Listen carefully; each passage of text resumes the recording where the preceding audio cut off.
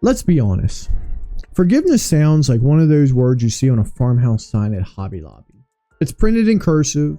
It's next to the words faith and family. And it feels nice until you actually have to do it. But here's the thing. This segment isn't about the kind of forgiveness that makes you feel morally superior or looks good on a gratitude journal. This is about the kind that's gritty, that's painful, that's necessary.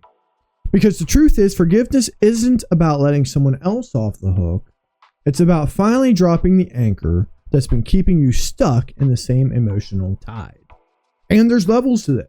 We're not just talking about that one person who wronged you. We're talking about the deep roots.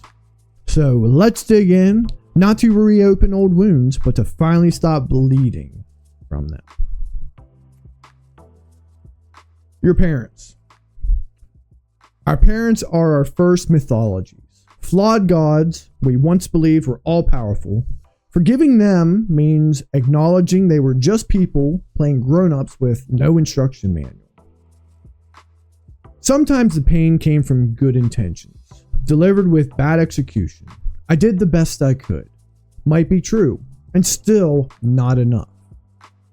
Forgiving doesn't mean rewriting history. It means accepting it, learning from it, and not letting it write your next chapter for you. Forgiveness is not a reunion. You can forgive someone and still keep them blocked. Forgiveness is internal housekeeping, not an invitation to brunch. Just because the relationship had good moments doesn't mean the bad ones didn't matter. You can honor the love and still release the pain. Waiting for an apology is like waiting for a toaster to boil water. Forgiveness might come when you finally stop expecting one.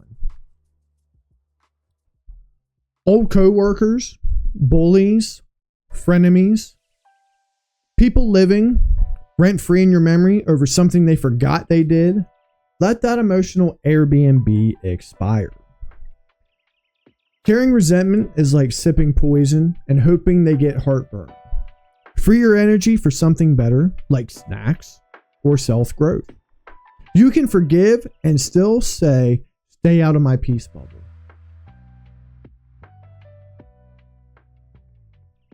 You can't heal while you're still blaming the patient. Self-forgiveness means recognizing that past you did what they knew with what they had. Present you gets to be better. Shame is a liar that sounds like you. That inner critic. It's not a moral compass. It's a guilt-powered megaphone, silent with its compassion, not criticism. Look yourself in the eye and say, I forgive you. Not because it's poetic, but because it's essential. No one heals while holding a grudge against themselves. Forgiveness isn't weakness, it's weightlessness. It's choosing not to carry what broke you so your hands are free to build something better. If you've never heard of the name Alan Watts, he was a British philosopher, writer, and speaker who basically became the voice of the Western world's existential crisis in the 1960s. He took deep ideas from Eastern philosophy like Buddhism, Taoism, and Hinduism and translated them into something your stoned roommate could understand during a 3 a.m. dorm room chat. But don't let the chill vibes fool you. Watts was sharp. He asked big questions, poked holes in what we think of as reality, and reminded us that maybe life isn't a problem to be solved, but a song to be danced to. Watts once asked, why are you still here? Not in a judgmental way, but in that curious, barefoot, sitting on a cliff sort of way. Maybe because the question isn't what's your purpose, maybe it's what the illusion you're still clinging to, or better yet, what would happen if you stopped trying so hard to be someone else. You are the universe pretending to be a person. Watts said, you are something the whole universe is doing. So maybe you're still here because the universe isn't done playing as you yet. That voice in your head that asked, what am I doing with my life? might actually be the universe giggling through your mouth. Instead of asking why you're still here, and what if you asked, what's it like to be here? Just for today. Not for meaning, just for the experience. Watts also said, we are always getting ready to live, but never living. That's the trap. Planning, fixing, escaping, never arriving. You're still here because there is nowhere else to be. Literally. The future doesn't exist yet. The past is a memory. This moment is all there ever is. If you can't escape the now, maybe your only job is to enjoy it before it becomes a memory. Maybe you're still here because you haven't laughed at the cosmic joke yet. Life is absurd. You work hard, you love deeply, and then you get a parking ticket on your birthday. Watts would say that the goal isn't control, it's to laugh with the chaos. What if being here isn't about winning, isn't about achieving, but learning how to enjoy the ride on the cosmic roller coaster, barf bag and all? You're still here because life is less of a problem to solve and more of a dance to join. If you're looking for meaning, you might be missing the point. Watts said searching for life's meaning is like chasing your own shadow. The more you run, the more it dances just out of reach. You're still here not to find meaning, but maybe just to realize that meaning isn't whatever you decide it is. And that's terrifying and freeing. Maybe why am I still here is like asking, why is fire hot? It just is. The better question might be, what do I want to feel while I'm here?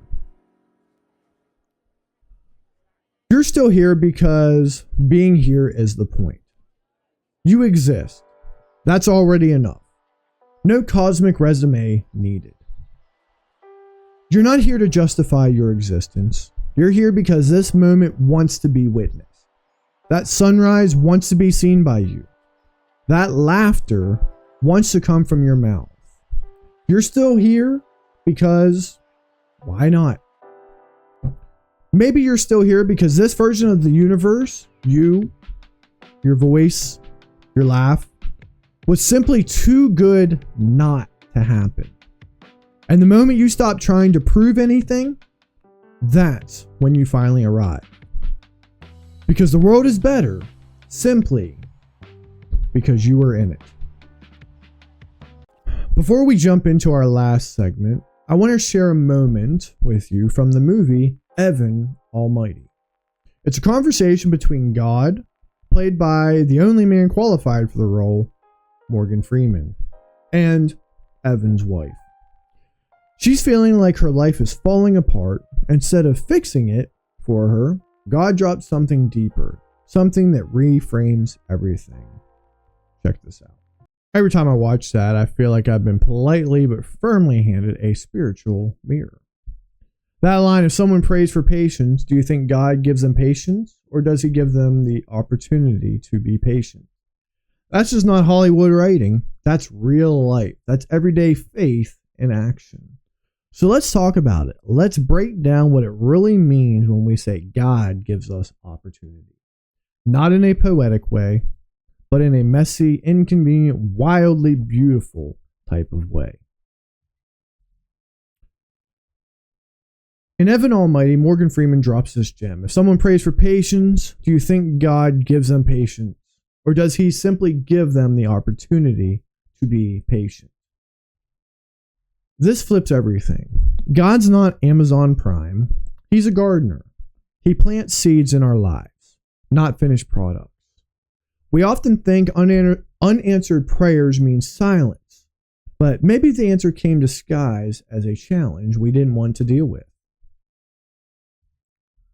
Divine timing looks like awkward inconvenience. Opportunities from God rarely show up labeled holy moment. They show up when you're tired, annoyed, underqualified, or late.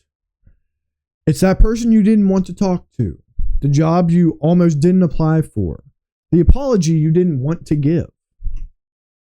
Growth starts right at the edge of your comfort zone, and God lives in that edge. The universe, or God, depending on your language, has a funny way of tapping us on the shoulder and saying, "Tag, you're it." Opportunity doesn't always feel good, but they're good for you.